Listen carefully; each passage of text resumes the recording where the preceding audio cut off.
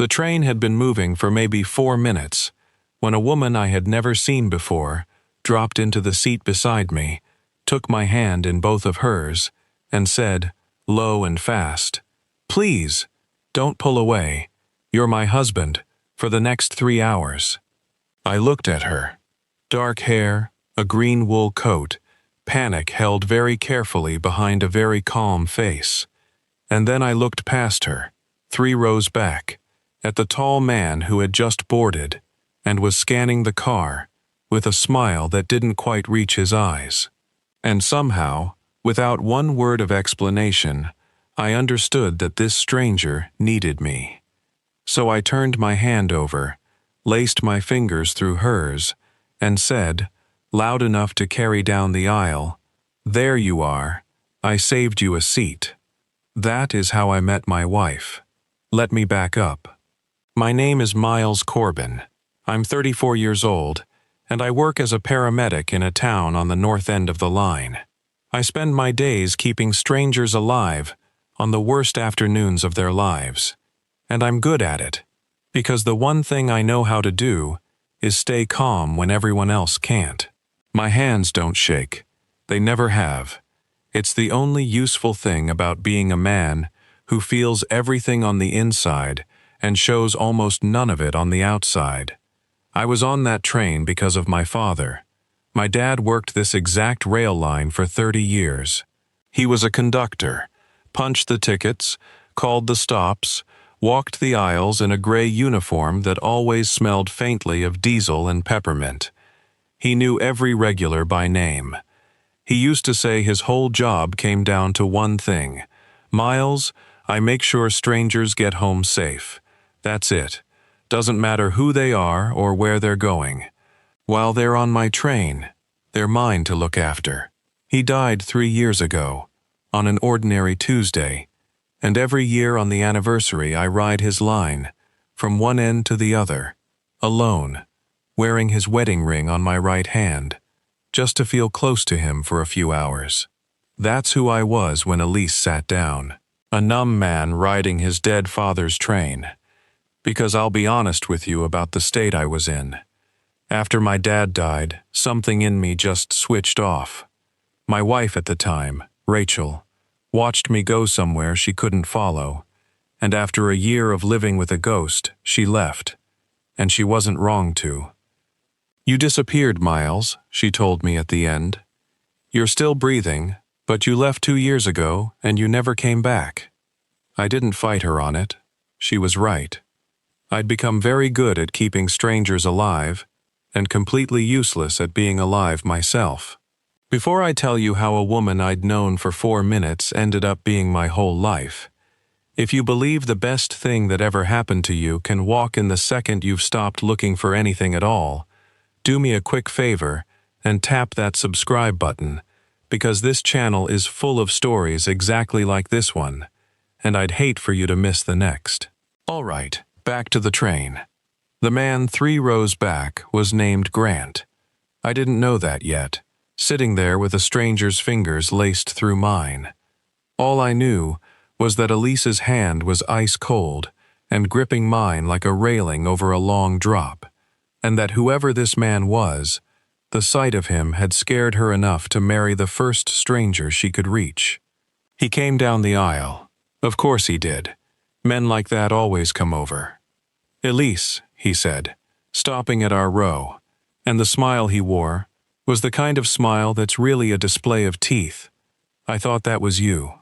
Small world. You're headed to the wedding too, I'd guess." "Grant," she said.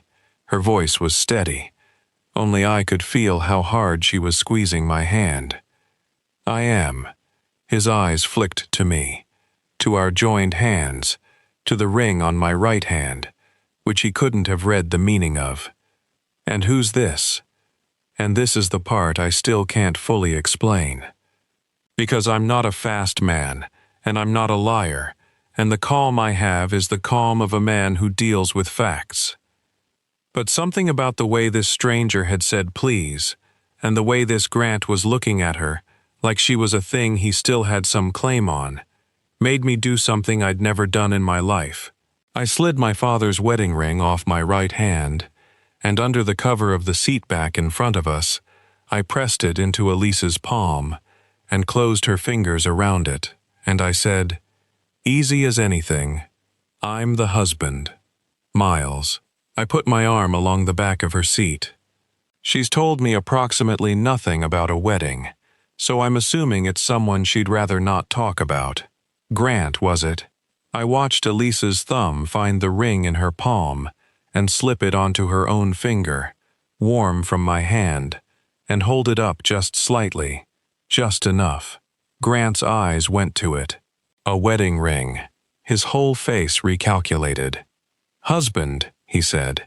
"Elise, you didn't mention you'd gotten married." "I don't mention a lot of things to you anymore, Grant," she said. "That's rather the point." He stood there a moment longer, that smile curdling. Then he said, "Well, congratulations. I'll leave you two lovebirds to it," in a voice that made lovebirds sound like an insult, and he went back to his seat 3 rows up, where I now saw a woman was waiting for him, younger, glossy, checking her phone. Elise let out a breath that shook at the very end of it, and she did not let go of my hand. "I am so sorry," she whispered.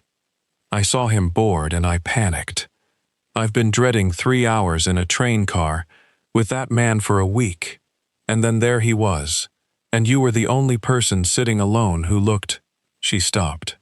Who looked kind and safe. "I'm so sorry. Give me a minute and I'll move and give you your ring back and pretend this never—" "Keep the ring on for now," I said quietly. "He's watching in the window's reflection. Look."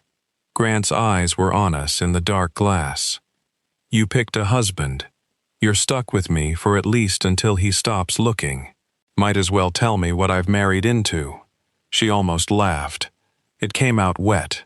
And then, because we had 3 hours and a lie to maintain, and because sometimes it's easiest to tell the truth to a stranger you'll never see again, Elise told me everything. Her name was Elise Warner. She was 30, and Grant was the man she'd been engaged to for 2 years, until 8 months ago. "Everyone thinks I destroyed it," she said, turning the ring, my father's ring, slowly on her finger. "Everyone thinks I'm the villain.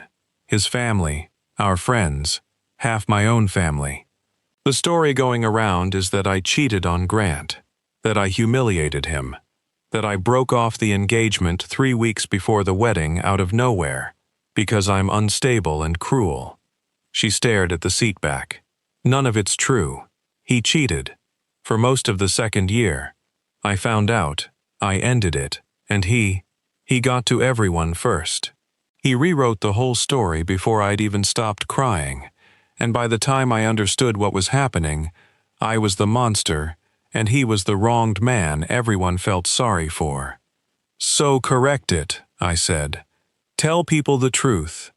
She shook her head, and here's where it stopped being a simple story about a bad ex. "I can't," she said. "The wedding I'm going to.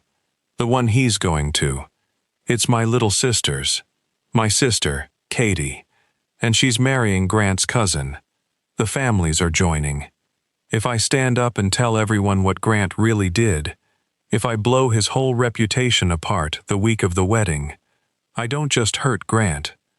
I set off a bomb in the middle of my sister's marriage, into his family, on the happiest day of her life." She looked at me. "So I ate it. I let them all think I'm the crazy ex who broke a good man's heart, because the only way to defend myself is to detonate my sister's future. I've spent 8 months being the villain in a story I didn't write, to protect someone I love, and now I have to go sit at that wedding and smile while a whole room pities Grant and whispers about me, and I could not walk into it alone. I couldn't give them the picture they're all expecting. Poor, unstable Elise, still single, still bitter." Her voice cracked. "So I grabbed a stranger and called him my husband. I'm not proud of it, but there it is." I sat with that for a long moment. The train rocked. Fields went by in the gray light, and something in me, The switched off thing, the part that had been dark for 3 years, flickered. Because I knew about swallowing a truth to protect someone. I knew about being calm on the outside, while something enormous went on underneath. And I knew, better than almost anyone, what it costs to disappear inside your own life while you're still walking around in it. My father used to work this train, I heard myself say. 30 years. He said his whole job was making sure strangers got home safe. I looked at her. I'm on this train today because he died 3 years ago, and I ride his line every year on the day, and I've spent those 3 years being about as switched off as a person can be, and still have a pulse. I turned my hand over, the bare hand now, the ring on hers. So here's what I think. I think you're not the villain in anybody's story. I think you're the only decent person in a room full of people who let a liar tell them what to believe. And I think for the next 3 hours, you're going to stop apologizing to me, and we're going to be the most convincing married couple this train has ever seen. My father would have liked that. Looking after one more stranger on his line. She looked at me for a long time. Then she said, "You're a very strange man, Miles." "I've been told," I said. "Now, if we're married, I should know how we met." Grant's going to ask. Men like that always circle back. And so, for 3 hours, we built a marriage. We invented it detail by detail, laughing under our breath. Where we'd met. A hospital, half true. She'd sprained her ankle and I was the paramedic who splinted it, we decided, because it was easy to remember. How long we'd been together, a year. The apartment we shared. The dog we were thinking about getting.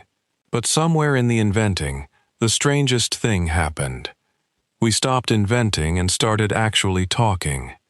Really talking, the way you only can with someone when your guard is down, because none of it is supposed to matter. She told me about Katie, and how she'd basically raised her after their mother got sick. I told her about my dad, the peppermint and the diesel, the way he knew every regular's name. She told me she was a music teacher, that she taught 8-year-olds the violin, that it was the only thing that had kept her sane the last 8 months.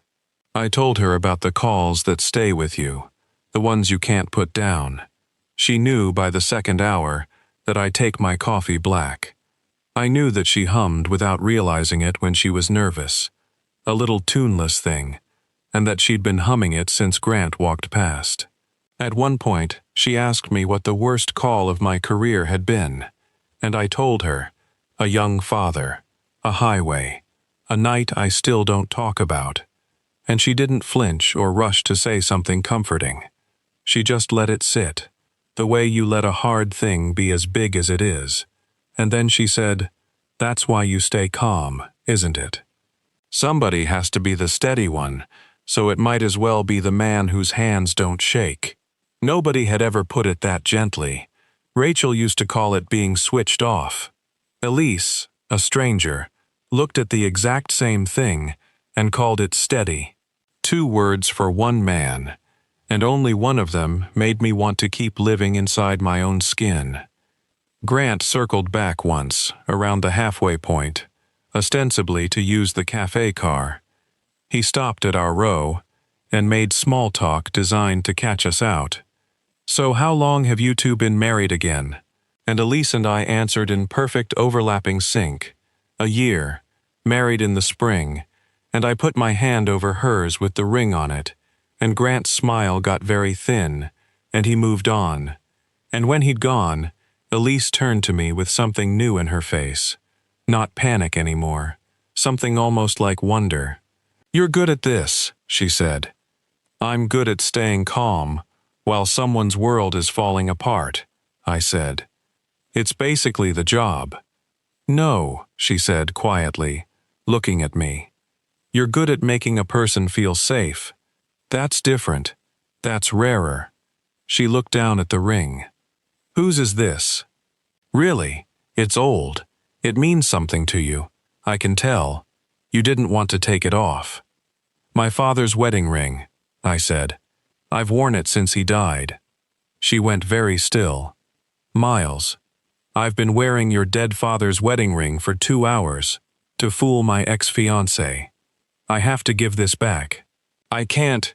He spent 30 years looking after strangers on this train, I said.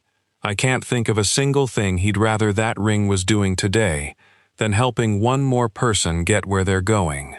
Leave it on, just for the 3 hours. That's all he ever asked of anybody. 3 hours, safe, on his line. And Elise Warner started to cry. Quietly. For real this time. Over a ring that wasn't hers, given by a man she'd known for 2 hours, on a train full of strangers. And I did the thing I hadn't done in 3 years. The thing Rachel had begged me to do, and I couldn't. I reached over and I held her hand while she cried, and I felt something in my own chest crack open. Some door that had been rusted shut since a Tuesday 3 years before, and light came through it. The 3 hours went too fast after that. We both felt it. As the train started to slow for her station, a quiet fell over us. The quiet of two people who know the container they've been living in is about to open and let the real world back in. She slid the ring off her finger. She held it out to me. "Thank you," she said. "You have no idea what you did. I'm going to walk into that wedding and I'm going to be fine, because for 3 hours I got to be someone who wasn't alone, and wasn't a villain, and wasn't pitied. I'll remember this my whole life." She pressed the ring into my palm and closed my fingers around it. The exact gesture I'd made to her 3 hours before. "Go home safe, Miles. Your dad would be proud of you." The train stopped. She stood up. She gathered her coat and her bag, and she gave me one last look, grateful and sad and final, and she started down the aisle toward the doors.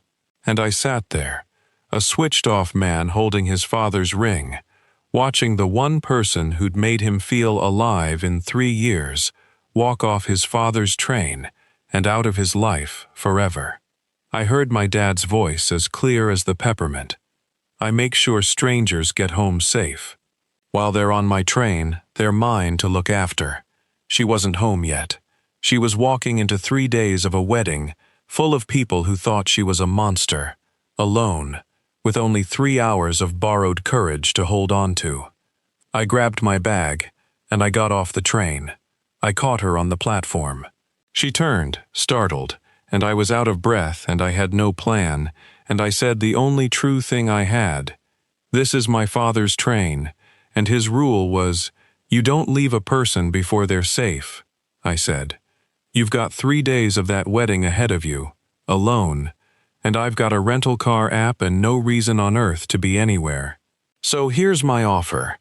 Let me be your husband for 3 more days. Not a lie this time. A favor, from a friend, no strings, separate rooms. I'll sleep in the car if it's weird. But you shouldn't have to walk in there alone, and I find I'm not ready to be switched off again just yet. I held out my father's ring, and you should hold on to this a little longer. I've got a feeling my dad's not done looking after you." Elise looked at the ring. She looked at me, and she started to laugh and cry at the same time, and she said, "You're the strangest man I've ever met." "You keep saying that," I said.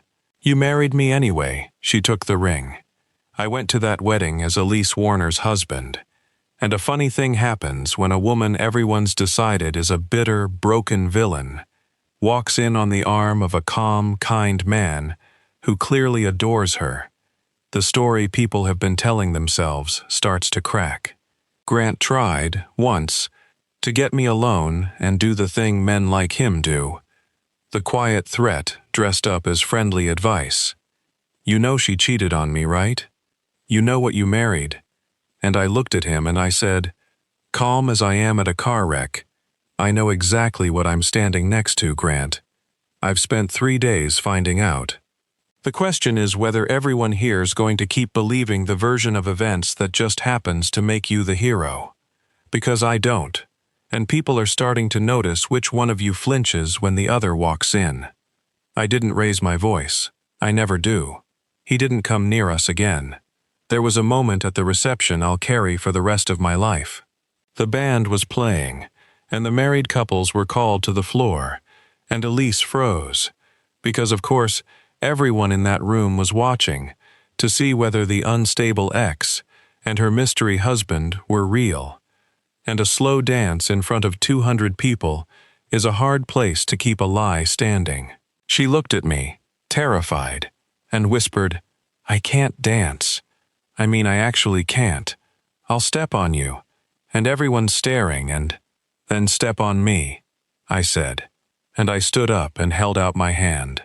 My father used to say, "You don't get people home safe by leaving them at the edge of the floor. Come on, let them stare."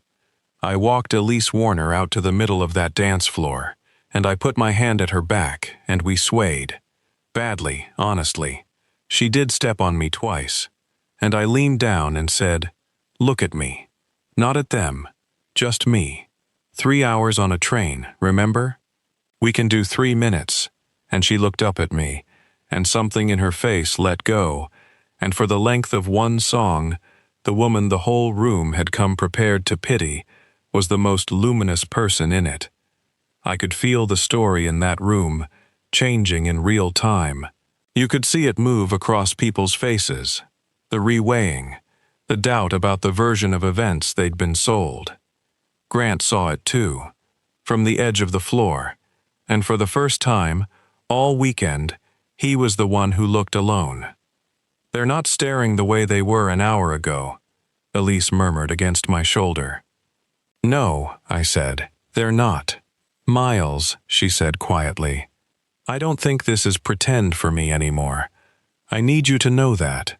Whatever happens when this weekend ends, it stopped being pretend somewhere on the train, and I don't know exactly when. It stopped being pretend for me," I said, "the second you asked whose ring it was, and then tried to give it back because you couldn't stand to keep something that mattered to me. That's not a thing a villain does. That's the whole opposite of a villain." She held on a little tighter, and we finished the song, and I didn't feel switched off for even 1 second of it. I didn't blow up the wedding. Neither did Elise. She'd protected Katie for 8 months, and she wasn't going to stop now, and I loved her for it. Yes, by the end of 3 days, I'll say the word, I loved her. But something shifted anyway, quietly, the way real things do. Katie pulled Elise aside on the last night and said, "I don't know your husband's whole story, but he looks at you like you hung the moon, and Grant never once looked at you like that. And I've been thinking about that all weekend. It wasn't the truth, not the whole truth, but it was a door opening. And sometimes a door opening is enough." We drove home together, the long way, 4 hours instead of 3. Neither of us wanted the road to end. Nothing happened fast after that. That's how I knew it was real. At 1 month, she'd taught me to tell her students apart by the sound of their violins through her apartment door, and my father's ring was still on her hand, and neither of us had mentioned giving it back. At 2 months, my coffee mug lived in her kitchen, and her humming, that tuneless, nervous thing, had turned into actual songs, because she wasn't nervous around me anymore. At 4 months, Katie called Elise in tears. Grant's cheating had come out on its own, the way rot always does, through his own new relationship, and the whole family had done the math backward and realized which sister had been telling the truth all along. Elise never had to detonate a thing.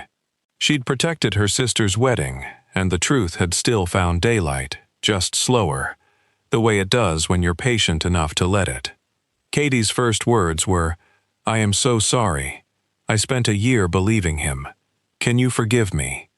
And Elise, who'd swallowed 8 months of being the villain to protect this exact girl, said yes before Katie had finished the sentence. At 6 months, I switched to a paramedic job on the south end of the line so I could be near her, and my whole team said I'd changed. that I laughed now, that the lights were back on. My dad's line. I ride it to work most mornings. At a year, Elise and I stood in a small courthouse, and I stopped being her husband for 3 hours and started being her husband for good. She wore my father's wedding ring. She'd never taken it off, and I'd never asked her to, and when the judge said the part about rings, she just held up her hand and smiled, because she'd been wearing it since a train 4 minutes out of the station. I bought her a second ring, a new one, but the old one's the one she loves. My father's ring, on the hand of the stranger he helped me look after. I think about that train more than she knows, about the numb man I was, riding a dead man's line, so switched off I could keep strangers alive and couldn't feel my own heartbeat, and about the woman who dropped into the seat beside me and grabbed my hand and said, "You're my husband for the next 3 hours," thinking she needed me to save her. Here's the truth I've never told her, and maybe I never will, because some things are better just known. She didn't need saving. Not really. Elise Warner is the strongest person I've ever met. She'd have walked into that wedding alone and survived it just fine. Chin up, the way she'd survived everything. She didn't grab me because she couldn't do it without a husband. She grabbed me because my father wasn't done. 30 years he spent making sure strangers got home safe, and 3 years after he died, on his own line, on the anniversary of the day I lost him, he reached out one more time and put the exact right stranger in the seat beside the switched-off shell of his son and had her take my hand. She thought I was her husband for 3 hours, saving her from her past. She was the one who got me home. If you've ever had a stranger walk into your life at the exact moment you'd given up, the right person, the right day, like something bigger than luck was steering, I want to hear about it, because I don't think those things are ever really an accident. Tell me your story down in the comments, and tell me where in the world you're watching from tonight. I read every single one, and it honestly amazes me how far these stories travel. Somebody wrote in last week from a train, of all places, and I haven't stopped thinking about it since. And be honest with me before you go. If a stranger had dropped into the seat beside you and whispered, "You're my husband for the next 3 hours," would you have played along like I did? Or would you have pulled your hand back, kept your head down, and let them face it alone? There's no wrong answer. There's only the one you'd have to live with. If this story moved you even a little, do me one small kindness. Tap that like button so it finds the next person who needs it. Hit subscribe and turn on the notification bell, because I'm here every week with a brand new story about the kind of love that shows up exactly when we've stopped believing it will. Ride safe. I'm glad you're here.